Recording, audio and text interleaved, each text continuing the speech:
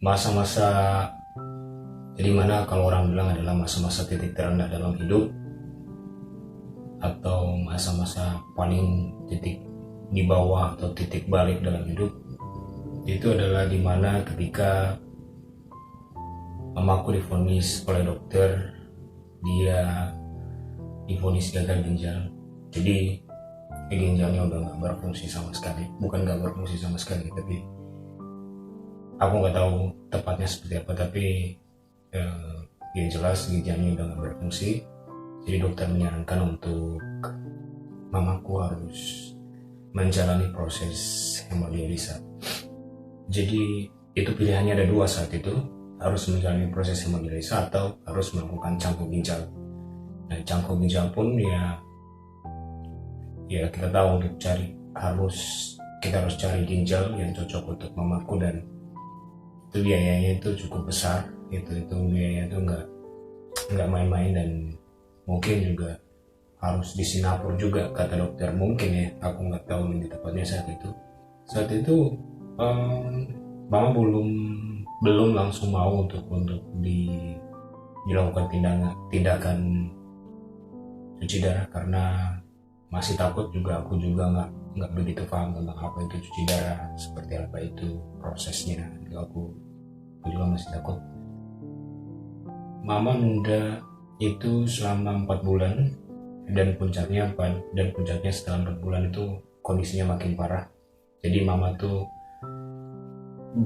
badannya udah mulai bengkak-bengkak, dia muntah-muntah, pokoknya udah nggak enak lah. Saat itu aku mutusin untuk mama memang harus dibawa ke rumah sakit gitu. Saat itu aku nggak bisa minta tolong ke siapa-siapa, karena saat itu juga papa kan udah stroke ya, kasihan juga kalau ngerepotin, dan papa juga nggak bisa ngapa-ngapain kan. Jadi saat itu aku sendiri, jam 3 subuh, dari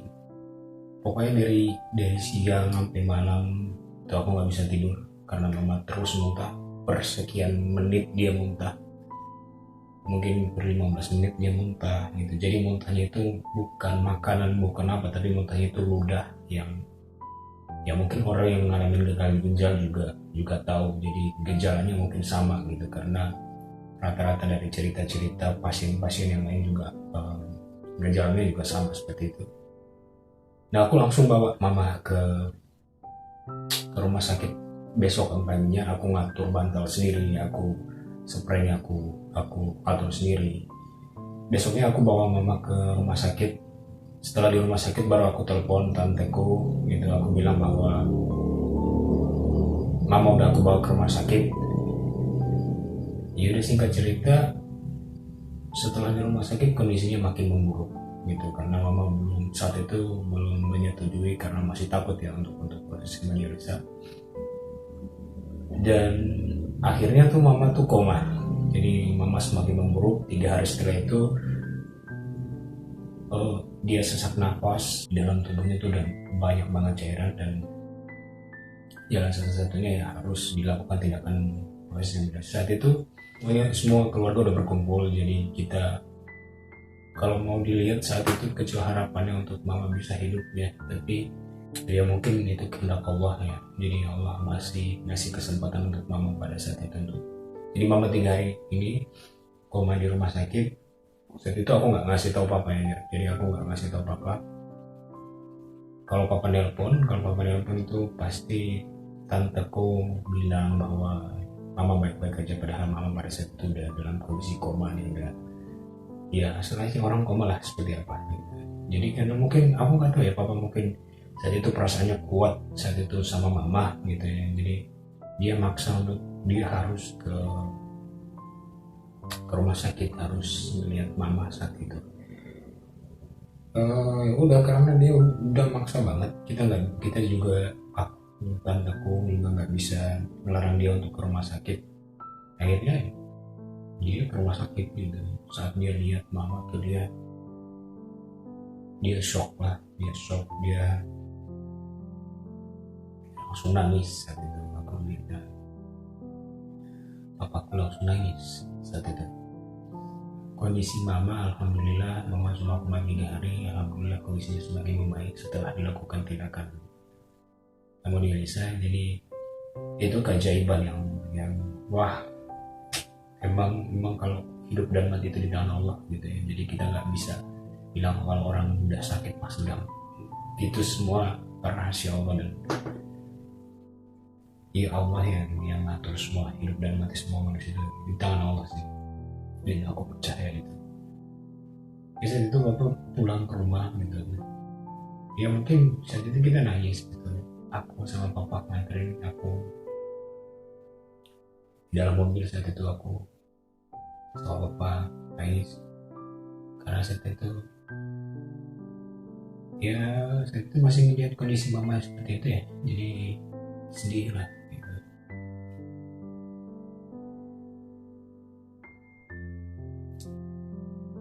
Ya udah gitu, jadi sedih banget.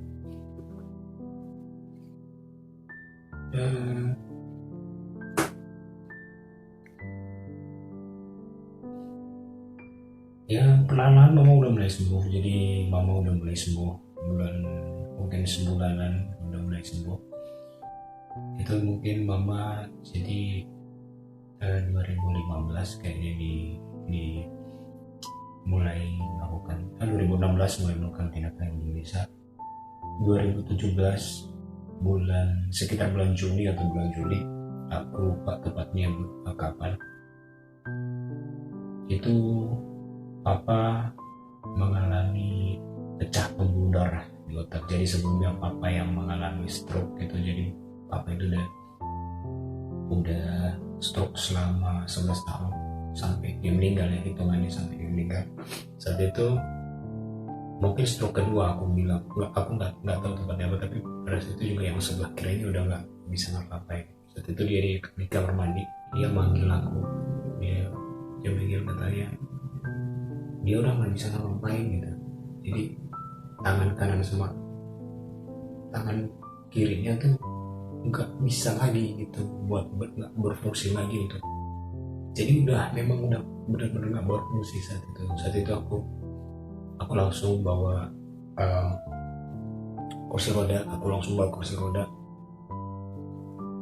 Ya aku bawa ke kamar gitu. Aku mikirnya mungkin ya besok pagi mungkin udah sembuh gitu ya, mungkin kayaknya besok pagi udah sembuh. Saat itu aku mikirnya gimana ya gitu, mama udah sakit, papa udah sakit, mana aku sendirian lagi juga, nggak ada yang bantuin saat itu. Saat itu papa udah di kamar, papa udah nyuruh, ya udah kamu tidur aja gitu, matiin lampu, kamu tidur aja, nggak apa-apa gitu. Aku bilang nggak apa-apa, iya nggak apa-apa. Jadi aku matiin lampu karena kebiasaan papa tuh kalau dia mau tidur tuh lampunya harus dimatiin. Jadi sekitar jam 3 malam aku kebangun gitu. Saat itu aku mendengar ada kayak suara orang manggil tapi dia nggak jelas gitu. Jadi suaranya ngorok gitu, manggil tapi ngorok gitu ya. Jadi dan ternyata aku ingat papa saat itu. Ternyata itu suara papa gitu. Dan aku langsung lari ke kamar. Ya aku lihat papa udah di lantai gitu ya, celananya udah basah di lantai itu, di lantai udah basah sama kencingnya. Jadi wah, kencingnya udah basah semua, dia udah ngorok dia nggak tahu ya gitu, aku nggak tahu itu kenapa, tapi jadi kayak di sini tuh udah lendir gitu di dalam tenggorokannya. Jadi udah kayak orang ngorok, tapi dia sadar, dia mau buka mata juga udah nggak bisa.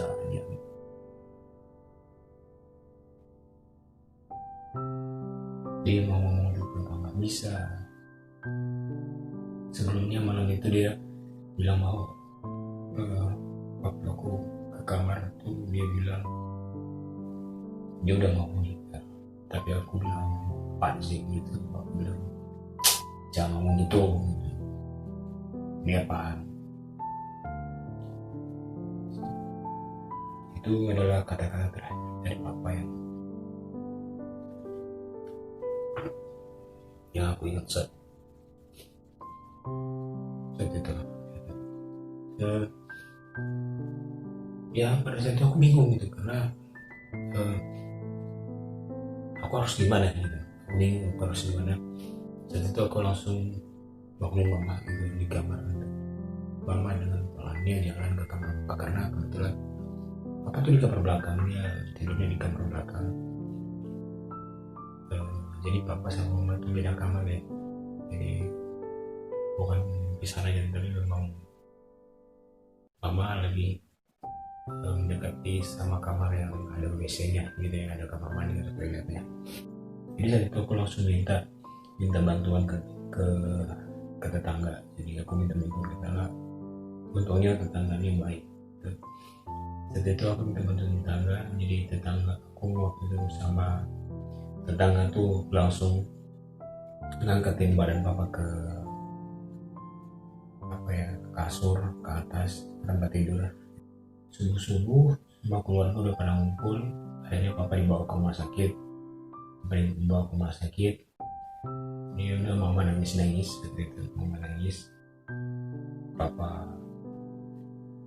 wafat pada jam 12.30 mungkin, atau ya saat itu aku lagi tidur di ruang tunggu pasien, karena papa itu udah ada di ruang intensive care unit, jadi di ruang ICU. Jadi itu memang steril ya, tahu sendiri kan, udah di ruang ICU itu yang jaga cuma satu orang, dan kalau masuk di ruangan pun udah nggak bisa. Saat itu memang nggak ada tempat duduk, jadi kalau masuk cuma dipanggil ya, cuman ya saat itu papa udah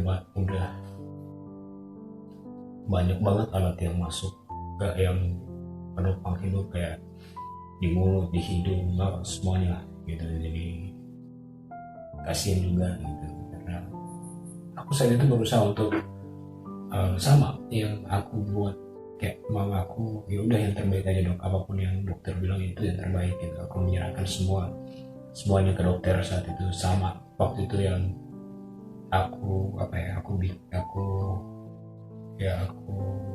setujui waktu mama juga saat itu koma, ya semuanya yang dokter bilang aku bilang ya udah gitu, yang terbaik aja waktu itu dokter seperti itu. Ya udah jam setengah itu dokter langsung manggil aku saat itu, karena keluarga Usman lagi gitu. Saat itu aku masuk. Oh ya, waktu itu aku ditemani sama kakak aku. Jadi papa itu punya anak dari istri pertamanya. Jadi papa itu menikah, sebelum menikah sama ibu aku tuh papa menikah, dan dia punya anak. Jadi papa menikah dan dia punya anak. Kemudian istrinya meninggal, istri pertama yang meninggal. Kemudian papa itu barulah papa menikah sama mama aku. Saat itu dipanggillah ke dokter. Dokter menjelaskan bahwa ini kondisi papa memang udah kritis, karena dari tadi dokter juga sebelumnya dokter udah nyuruh aku untuk bolak-balik ke apotek. Jadi ya aku pikir ya cuman ya kayak biasa aja gitu, ngambil obat biasa aja. Tapi pada saat itu dokter bilang papa udah kondisinya semakin kritis, dan aku lihat di layar monitornya juga semakin menurun gitu. Aku lihat itu angkanya tuh dari 190, 180, 170, 160, 150 sampai habis. Saat itu aku cuma bisa menangin jenazah papa. Aku cuma bisa memandangin dia yang udah putih banget.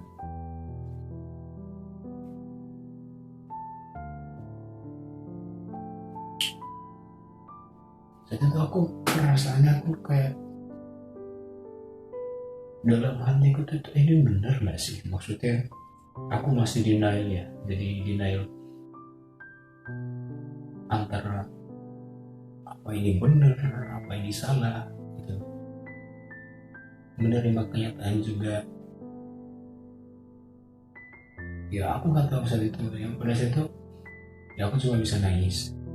Sudah aku lihat kakakku juga, dia bingung untuk nelponin keluarga gitu, masih tahu mama gitu. Saat itu eh, mama dikasih tahu yang sudah duluan, mama suaranya nangis, dia pecah suaranya, dia nangis gitu. Saat itu di telepon aku dengar dia nangis di telepon. Saat itu sedih banget lah, karena itu adalah momen tersedih mungkin, aku nggak tahu. Tapi pada saat itu aku langsung menyadarkan diri aku sendiri, aku langsung bilang sama diri aku bahwa aku nggak bisa sedih, aku harus mengantarkan jenazah papaku tuh sampai di rumah dulu, baru setelah itu aku mau nangis atau enggak terserah aku deh. Aku ngomong sama diri pada saat itu. Udah, singkat cerita papa dikebumikan. Yang datang pada saat itu adalah teman-teman sepekerjaanku. Ya saat itu aku nggak nyangka di saat terendahku, di saat aku sedih, teman-teman yang baru aku kenal beberapa bulan saat itu mereka datang ke rumah ngasih support ke aku. Jadi di sana ada dokter Lisa, ada banyak teman-teman satu pekerjaan sama aku juga. Mereka ngasih support dengan datang ke rumah gitu. Saat itu aku nggak nyangka kok mereka yang ada saat itu.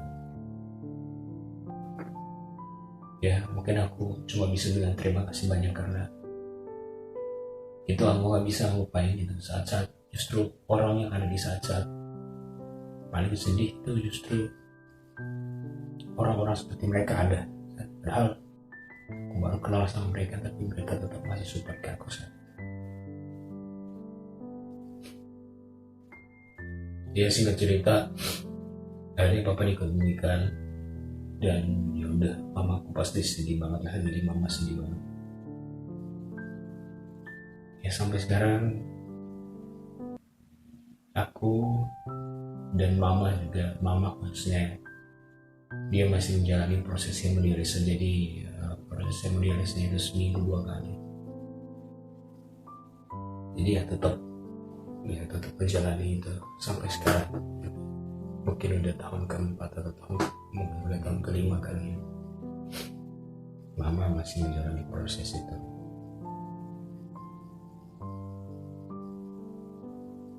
Mungkin yang paling aku ingat dari almarhum papa adalah ketika aku bisa dapat duit itu, maksudnya aku kerja dan aku hasilin duit, dapat duit, itu bapak pasti matanya itu berkaca-kaca.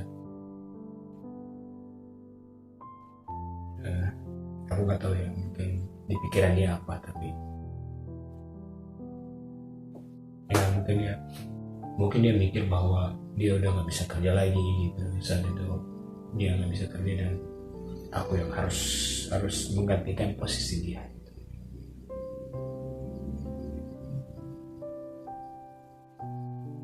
Itu sih yang paling jadi pada situ aku nggak punya siapa-siapa untuk aku ajak bicara. Aku nggak punya teman saat itu yang bisa nguatin aku. Tapi aku diajak teman, dikenalin saat itu untuk ikut kajian Islam. Jadi aku ikut kajian Islam, temanku ngajakin. Itu paling tidak merubah cara pandang aku tentang hidup, bahwa kalau misalkan hidup ini kita nggak bisa mencintai segala sesuatunya itu berlebihan gitu. Aku belajar tentang hidup, yang aku pelajari tentang hidup adalah ketika kita di bawah, ketika kita jatuh, nggak ada sama sekali orang yang ada di samping kita. Kita nggak bisa mengharapkan orang lain untuk ada di samping kita. Yang tempat kita bersandar, tempat kita bergantung terus hanya sama Allah aja. Dan itu benar gitu. Jadi semua yang kita lakukan tuh kita harus bergantung sama Allah. Udah gak bisa bergantung sama manusia. Itu sih yang aku pelajari. Banyak hal yang aku pelajari di dunia ini, ya mudah-mudahan aku semakin memperbaiki diri lah dalam hidup aku adalah orang yang paling banyak dosanya dalam hidup. Ya kalau misalkan Allah buka aibku itu mungkin banyak banget ya dosa-dosaku, dan ya aku nggak tahu lah. Ya untungnya Allah Maha Penutup, jadi dia nutupin semua aib-aibku. Ya aku sampai sekarang belajar, dan bukan hanya belajar tapi berusaha untuk memperbaiki diri hari demi hari, dan itu sulit banget untuk bisa jadi orang yang lebih baik dari hari ke hari. Itu sangat sulit dalam hidup. Aku banyak salahnya sama papa, sama mama. Mungkin yang namanya juga manusia sering membantah mungkin. Jadi itu yang bikin aku sedih sampai sekarang.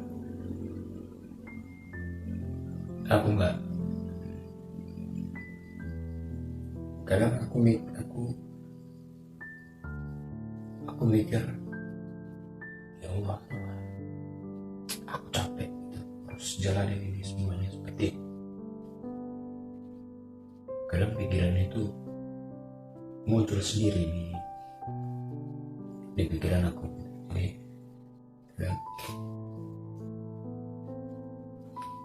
kadang itu muncul sendiri, dan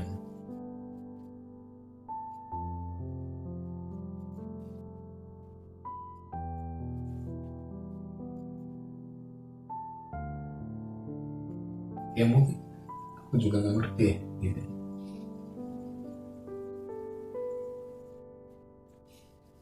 Tapi itu aja sih.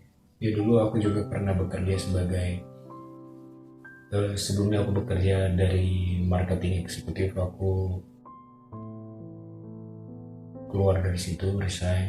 Kemudian aku kerja di perusahaan distributor, jadi perusahaan makanan ringan yang distribusi ke supermarket atau minimarket seperti itu. Dan karena mungkin nggak cocok ya, bukan nggak cocok sih, karena mungkin aku ngerasa ada ketidakcocokan antara aku dan mungkin atasannya atau gimana ya. Aku udah keluar dari perusahaan itu. Aku mundurin diri dari perusahaan itu dengan baik-baik. Dan sekarang udah lebih dari, mungkin udah 2 tahun aku bekerja sebagai supir taksi. Jadi awalnya mungkin cuma saudara yang manggil jasaku dari, ya mungkin sedikit-sedikit, tapi alhamdulillah berkah gitu ya. Aku belajar bahwa mungkin sedikit ya hasilnya, tapi aku nggak tahu selalu aja cukup untuk buat makan. Itu mungkin itu yang namanya berkah, aku nggak ngerti gitu. Jadi dulu waktu kerja di perusahaan aku gajinya lumayan tapi kadang kurang gitu. Tapi ini aku kerja cuma sebagai supir, tapi alhamdulillah ada juga gitu. Selalu nggak berlebih tapi selalu cukup untuk memenuhi kebutuhan. Itu aja sih.